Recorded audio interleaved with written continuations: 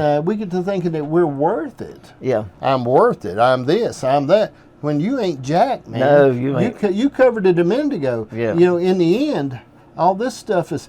I taught one time at the church. We used to have some old houses beside the church, and they come in the city and tore them down and cleaned it all up and stuff like that. And then I taught one time, the Lord dealt with me about it. He said, that house out there, someone gave hours and hours of their life to pay for. They did.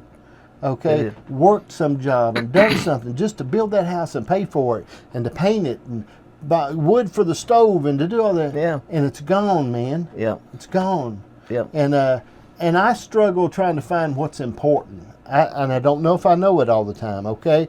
I know relationships like me and you have is important to it's me. important. You gotta have it. Okay, that's to me makes me rich. You check on me all the time, and that's really important to me because nobody hardly checks on me. I'll be dead for a week. Something wasn't for you. Nobody knows.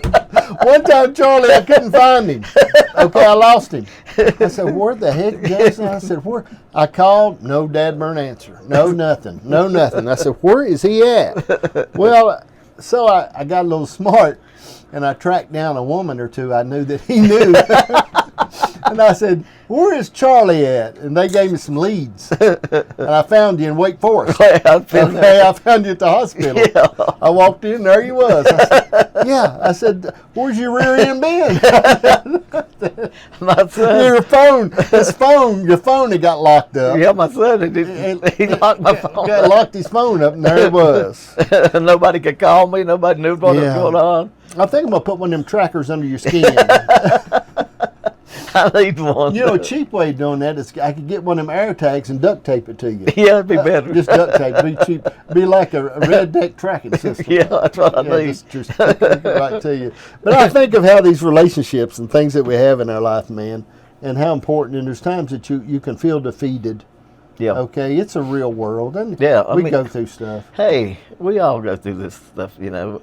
Some of us does better acting. Right. We're better actors than others. And that's important. I mean, really, we're actors, and we're on stage. We're on display, really. Yeah. We all are. Yeah. You're on display. Now, what do you think, believe it or not, your influence, no matter who you are, you have influence over at least 7 people, they say. Yeah. Over at least 7 people. Of course, you know, other people knows you, then you got better influence. Right. But anyway, you know, in your actions and stuff, and how you do in situations, and how you do when something happens, you know, but you got to learn to deal with it.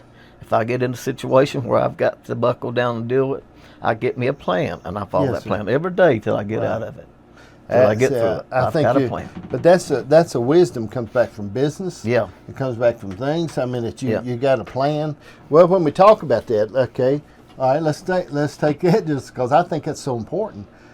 So many times, I believe if you don't run your life will run you. That's right. Okay? You got to. So you've got to be able to have that plan and be able to say this. And I tell my kids all the time, I said, you need a 1-year plan, a 5-year plan. Yeah. And a next month plan. Yeah. And let it change if you want to. Yeah, you can change it. But have a plan. If it's for the better. And sometimes you have to back up. Yeah. And get another foothold. It don't just, exactly. You know, have to back up a little bit and get another push. All right. Yeah. Yeah. But I was talking this morning something about being anxious. A lot of people can live their life so anxious and so nervous sometimes when you got to lighten up just a little bit. Yeah. There's a lot of people that does that, the anxiety and stuff in their life, and they worry about everything. I mean, they worry about everything. I mean, you can't worry too far ahead out in the future. I know they're predicting snow today, but I ain't worried about it. You know, I don't care if it snows a foot. I've always went. I went in 36 inches of snow. If I take a notion to go, I've always went. Right. It don't bother me. But now some of the people, some of you, it bothers. But my mom's got ice in the freezer. She won't leave the house. she won't leave. She just like that. She called me the other day. I was supposed to go visit her, and she said, "You know it's going to be bad." I said, "Well, I mean, I got 4-wheel drive." And Janice told me this morning. She said, if you need to go now, you need to go before it gets bad. I said, I'm not one of them transgenders. I'm my own man. Me too. I said, praise God, I'll go down fighting. Yeah, I ain't gonna. Yeah, I'm gonna go down but fighting. But a lot of people worry. Yeah, they worry about all that stuff. And I got other things more important than to worry about the weather. The weather don't mean nothing. Yeah. I mean, you don't mean something to me, but I adapt to that situation. I mean, I'm ready for it. If it snows a foot, I'll be ready for it. Yeah. And if it don't snow none, I'm ready for that too. If sun comes up. And I found the Lord will make preparation in advance. Yeah. I had a situation a year or so ago. I had a little Chevrolet Spark, and it's snowing like a banshee, but it's front wheel drive and it went pretty good. And actually was coming. Well, I was coming down here. We ordered pizza for Colson and them, and ordered some for us.